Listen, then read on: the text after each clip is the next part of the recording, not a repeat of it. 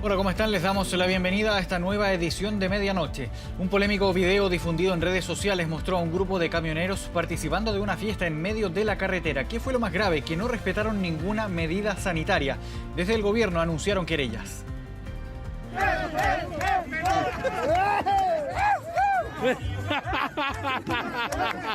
Botellas de alcohol, música y baile. Usted juzgue. Una fiesta, dirán algunos, que no tiene nada de malo. Pero sí, cuando ocurre en plena crisis sanitaria y en toque de queda.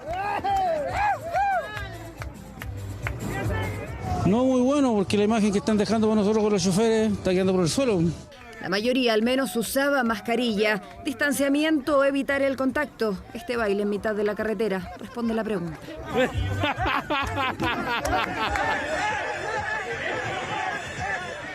No es el único caso. En internet, registros como estos hay varios. Aquí otro grupo de conductores y otro baile, ataúd al hombro. La música y el chiste del funeral ahora no hizo gracia. Los camioneros no somos así, los conductores no somos así. Así que si estos señores hicieron lo que tenían que hacer, deben estar fuera del gremio. Desde el inicio de esta pandemia nosotros dijimos que aquellas personas que incumplían las medidas dispuestas por la autoridad sanitaria no solo ponían en riesgo su propia salud, sino sobre todo la salud de los demás. Nosotros con esos antecedentes presentaremos la querella criminal por artículo 318 del Código Penal. La manifestación fue mutando a aspectos un poco más de bloqueo y por lo tanto empezamos a aplicar esas normas. El resto de los días creo que se estaba cumpliendo. De madrugada, un camionero murió atropellado en medio de la Ruta 5 Sur a la altura de Curicó. Según informó Carabineros, habría intentado impedir el paso de un camión de Cenabas que transportaba medicamentos. Estamos en pleno proceso de investigación. Se mantiene en la unidad policial al conductor del camión y se están tomando declaraciones también a testigos presenciales de los hechos. En esta jornada la DC dio un ultimátum. O se invoca la ley de seguridad y se termina con el paro, o se acusa constitucionalmente al ministro del Interior. El gobierno tiene 24 horas para solucionar el tema del orden público en términos de pandemia. Cuando un grupo violento quemó 4 o 5 casas en Contulmo, en el lago de Nalhue, y se sacó violentamente a familias de sus casas, nadie promovió acciones de esta naturaleza. Esta mañana se retomaron las conversaciones con el gremio y un acuerdo estaría cerca, según el gobierno. De hecho, en horas de la tarde, el ministro y dirigentes de los camioneros se reunieron de forma telemática. Las próximas horas por esto son claves a 6 días de una movilización nacional que ha provocado desabastecimiento en algunos puntos y sigue sumando diversas polémicas. Y en este mismo tema, la Asociación de Supermercados acusó desabastecimiento en algunas zonas del país por el paro de los camioneros. Pero no es lo único. En Santiago subieron algunos productos y otros escasean en la zona sur del país.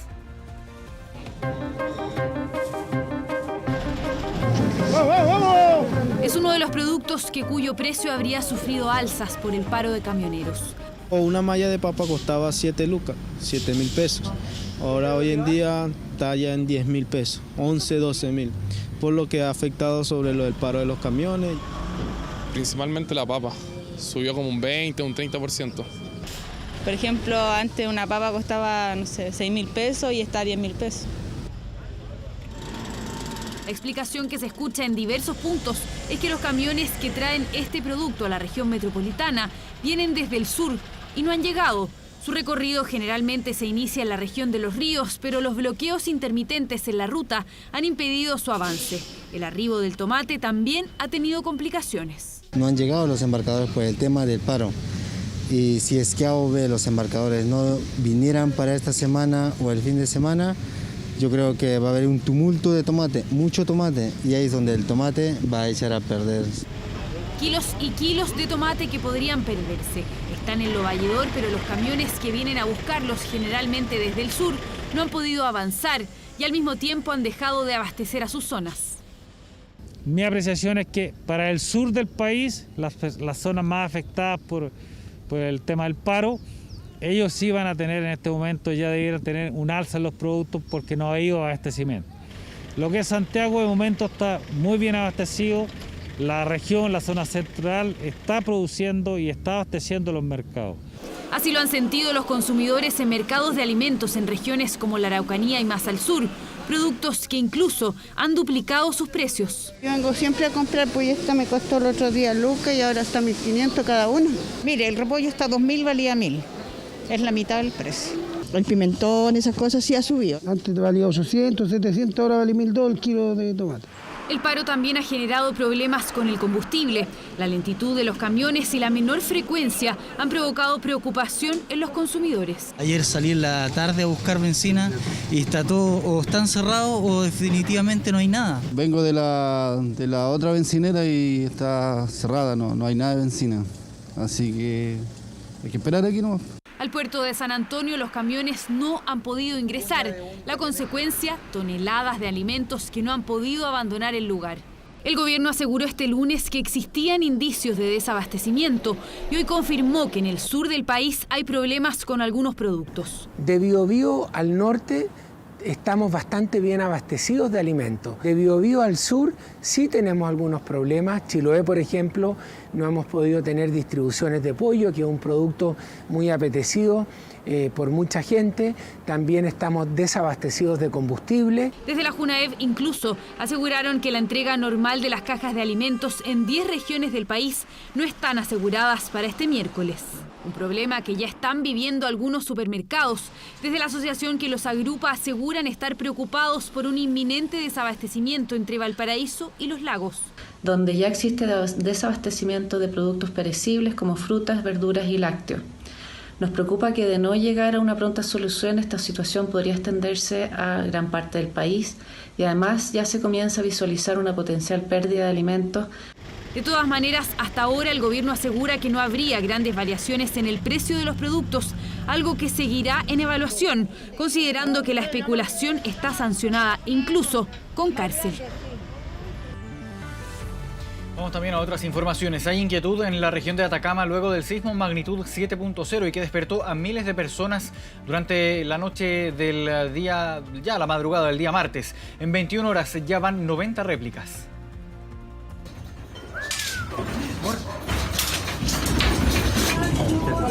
Linternas. Está temblando. Mami, venga. Viene otro temblor, está muy fuerte. Aquí viene el otro, Dios mío. 9 minutos después de la medianoche, la hora exacta en que un sismo de gran intensidad sacudió este martes al norte del país, evento que además ocurre justo en plena pandemia. Insistir en la población que hay que estar preparado, que la diferencia con las evacuaciones en otras oportunidades es que hay que agregarle la dificultad de que hay que mantener un distanciamiento. Un movimiento telúrico de magnitud 7 con epicentro a 55 kilómetros de Huasco y seguido 21 minutos después por otro sismo de 6.1 con epicentro similar, evento que se percibió con mayor intensidad en la región de Atacama y que puso en alerta a la población. Está temblando otra vez, está temblando otra vez. Así dan cuenta los diversos registros de la noche. Uno de los más impactantes ocurrió en Copiapó, donde el colapso estructural del edificio Torre del Sol provocó la inundación de los pisos inferiores, afectando incluso a los ascensores. Lo único sé es que se rompieron las matrices del agua y se inundaron algunos departamentos, creo, de algunos vecinos y que tienen la luz cortada. Uno de los estanques de caldera, una de las cañerías que ingresa, que ese estanque se mantiene para calentar agua, explotó con el movimiento telúrico. Sismo que dejó como balance en la región de Atacama algunos cortes eléctricos y desprendimientos de rocas y piedras que cortaron por algunos minutos las carreteras. En Huasco, la comuna más cercana al epicentro, no hubo reporte de daños, al igual que en la localidad de Carrizal Bajo, donde los habitantes se movilizaron hacia las alturas pese a que el ONEMI descartó peligro de tsunami. Aquí los resguardos se tomaron inmediatamente, al menos al borde costero. Todos los vecinos subieron a la altura de Carrizal Bajo, resguardándose por cualquier eventualidad de algún tsunami, maremoto que hubiese ocurrido en las horas de anoche. En general, las familias de Atacama están en buenas condiciones Los centros de salud estuvieron en buenas condiciones y operativos durante la jornada de la noche. La conectividad en cuanto a telecomunicaciones y también la habilitación de rutas se encuentra plenamente operativa al día de hoy. Un sismo que no dejó dormir a los habitantes de la zona norte de nuestro país, y es que hasta las 6 de la mañana hubo 30 réplicas y se han percibido más de 90 tras el evento de la madrugada, una cifra que según los expertos debiese bajar con el correr de las horas. Lo más probable es que esta secuencia vaya disminuyendo en número de réplicas y también su magnitud vaya decayendo en el largo plazo. Probablemente varios días va a estar así, quizás una semana. Un despertar incómodo y violento, un movimiento que azotó principalmente a la región de Atacama y que tuvo a las 5 de esta tarde su réplica más fuerte con un sismo de magnitud 6.3 con epicentro a 67 kilómetros de Huasco. El Congreso aprobó flexibilizar el acceso al seguro de cesantía, ampliar su duración y aumentar también los montos de los giros. Ello podría beneficiar a más de 3 millones de personas desempleadas o suspendidas.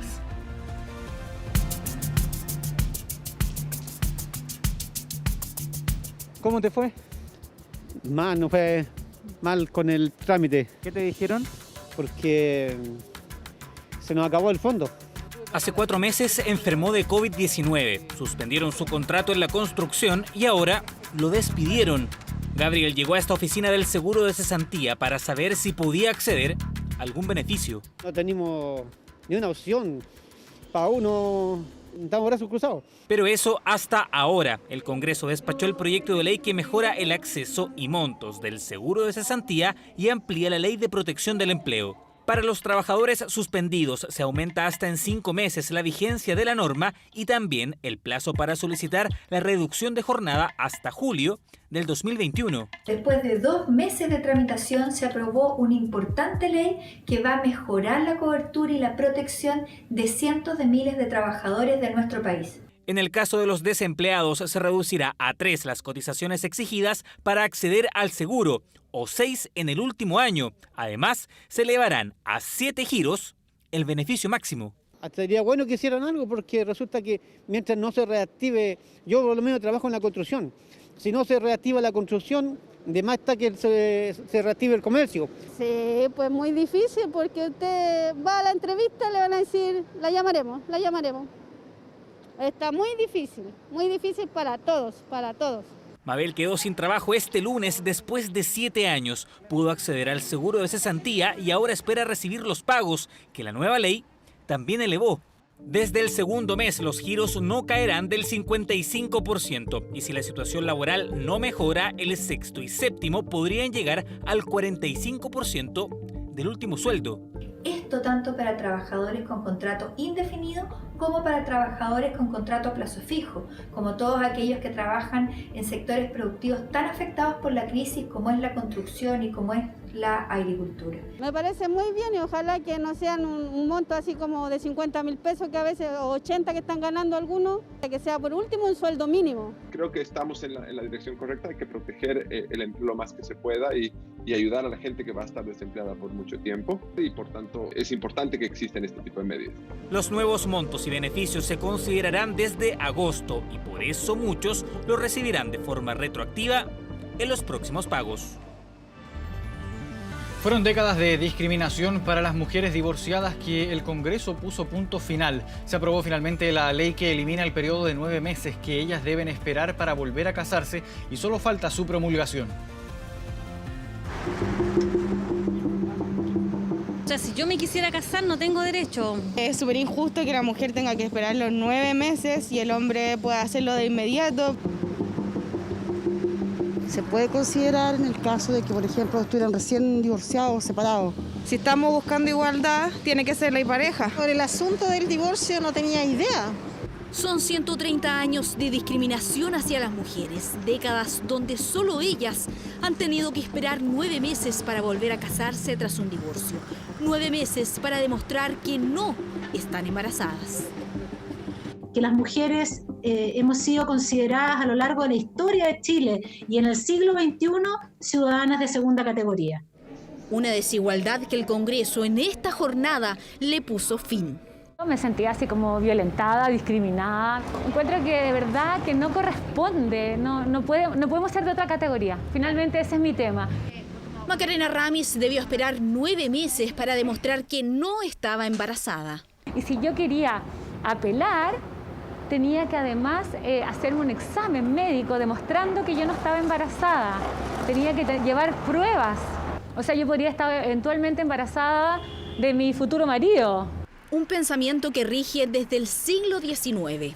Que la sociedad instaló una manera en que las mujeres nos teníamos que relacionar y mantener, digamos, las apariencias, y el argumento que se utilizaba, digamos, era que eventualmente podía haber lo voy a poner en coloquial, una reconciliación y eventualmente un embarazo que hubiese acompañado a esa reconciliación. Un proyecto que ingresó en 2017 y 3 años después logró salir del Congreso. Aquí parece que hay algo muy absurdo que habría que modificar y aún así no tenemos la respuesta con la celeridad que se requiere por parte de los parlamentarios y parlamentarias. A partir de ahora, las mujeres tendremos el mismo derecho de los hombres para rehacer nuestras vidas. Como gobierno, estamos comprometidos con eliminar todo tipo de discriminación contra la mujer en nuestra legislación.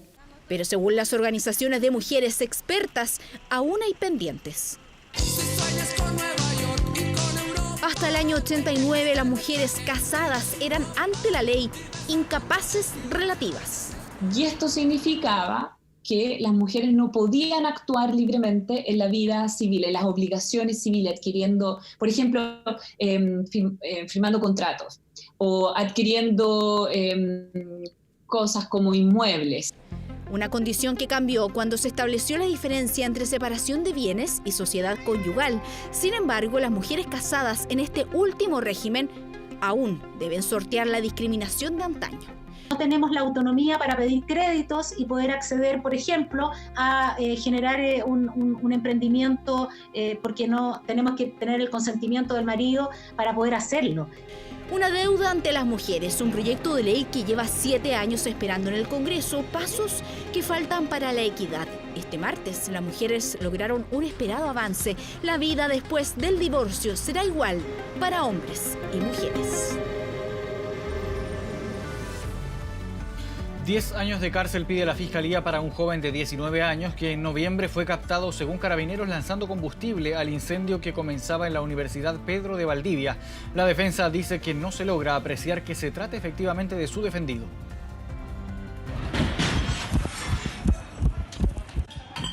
¿Qué arde esa ciudad, weón? 8 de noviembre recién pasado, era poco más de las 19 horas. Un joven encapuchado lanza aparentemente un líquido acelerante, combustible que aviva las llamas de una de las cortinas de la Universidad Pedro de Valdivia de calle Vicuña Maquena, en pleno sector de Plaza Baquedano, lugar donde se concentraban las manifestaciones del estallido social. Según los investigadores, en la imagen está Alejandro Carvajal Gutiérrez, de 19 años, quien habría sido seguido por Carabineros y posteriormente detenido.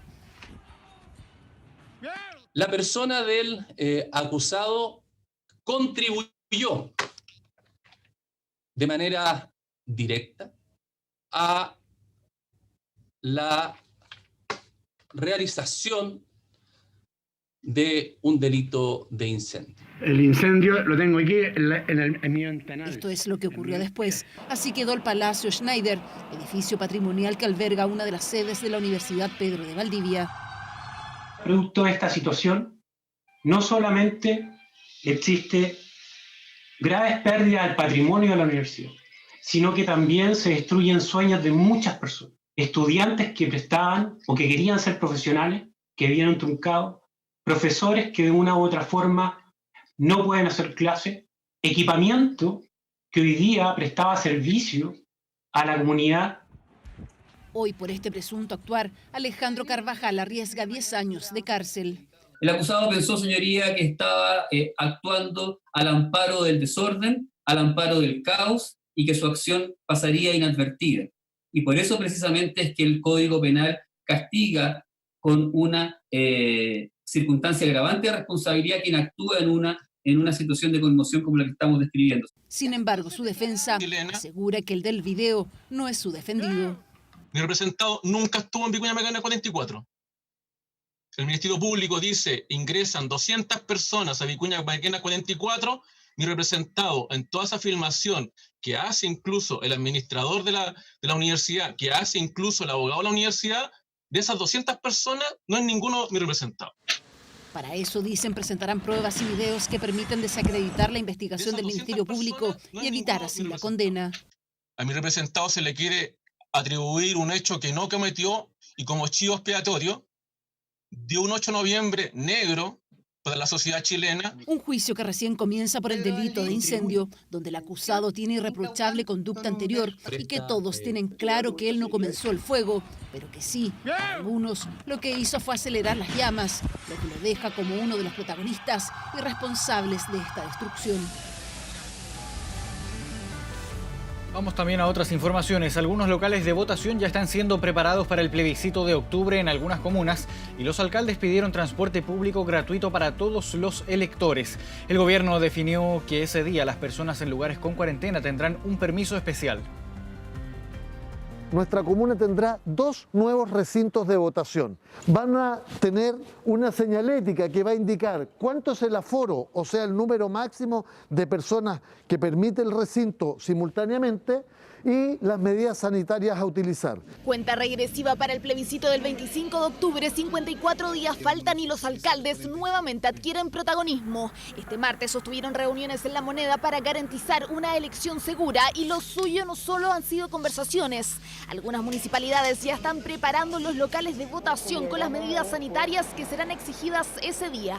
Adicionalmente vamos a tener una sola puerta de acceso y por supuesto una distinta de salida para evitar la aglomeración. Medidas que exige el CERVEL e Independencia es un buen ejemplo de cara a la elección porque la mayoría de las mesas de la comuna estará al aire libre para evitar contagios por COVID-19. Son los esfuerzos de los jefes comunales para garantizar un plebiscito masivo y seguro y es por eso que en la reunión con el Ejecutivo solicitaron implementar medidas sanitarias extras a las ya acordadas entre el Ministerio de Salud y el CERVEL.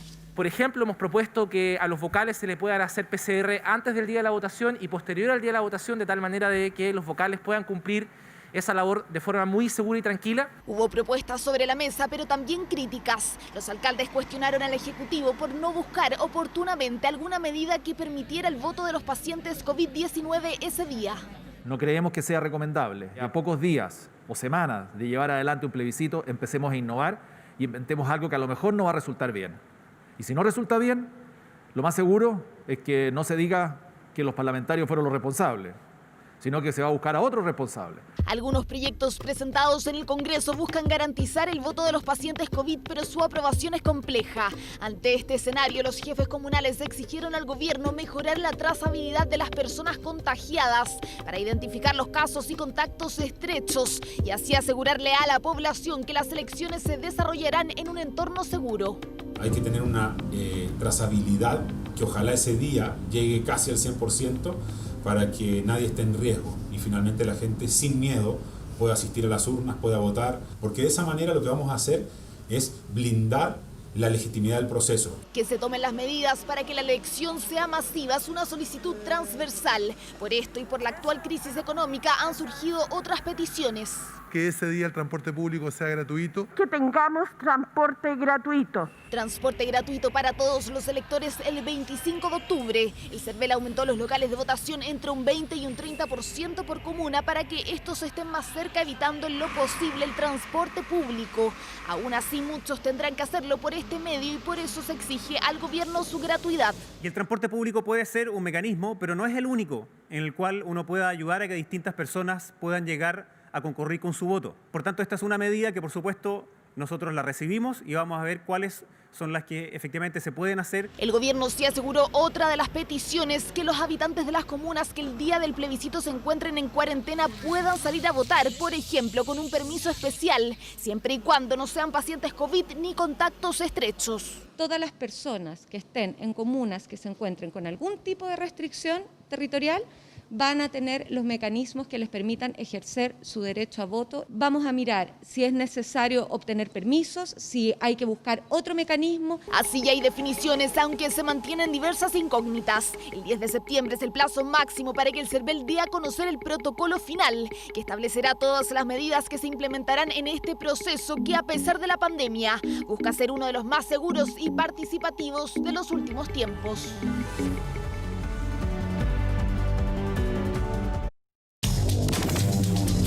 Internacional. Vamos a noticias del mundo en medianoche. El presidente de Estados Unidos viajó a Kenosha, Wisconsin. Todo esto en medio de las protestas que se han tomado las calles de Portland.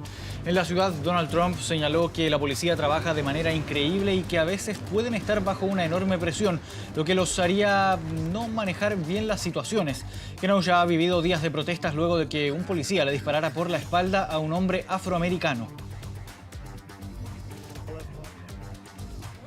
El gobierno de Nicolás Maduro indultó en las últimas horas a 110 presos políticos, entre ellos varios rostros conocidos de la oposición venezolana. El mandatario firmó un decreto que beneficia a diputados encarcelados, exiliados o con la inmunidad allanada, así como periodistas y también activistas que habían sido arrestados durante su gobierno. Entre los indultados más conocidos se encuentra el opositor Freddy Guevara, quien se refugió en la residencia del embajador chileno en Caracas. Roberto Marrero, la mano derecha del opositor Juan Guaidó, así como Miguel Pizarro, que actualmente es comisionado de Derechos Humanos ante la ONU, del líder de la oposición. Pero dos nombres fuertes de la oposición quedaron sin este beneficio. Hablamos de Leopoldo López y Enrique Capriles.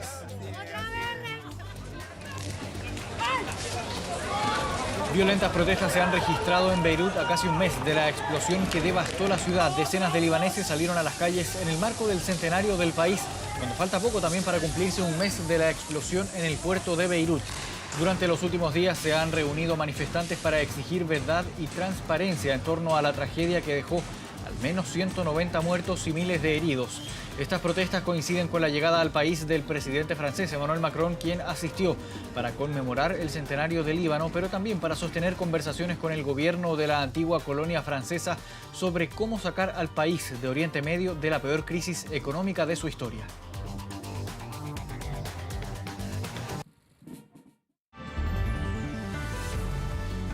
A esta hora tenemos una temperatura de 6,4 grados en la capital. Hoy Santiago estará parcial con una máxima de 15 grados. Osorno tendrá cielo nublado con una máxima de 10 grados.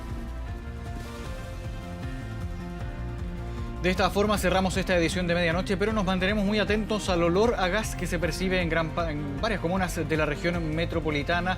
Desde bomberos han informado que al parecer sería una nube tóxica. Desde la delegación de Santiago recomendaron cerrar puertas y ventanas. Continuamos como siempre, en Canal 24 Horas. Buenas noches.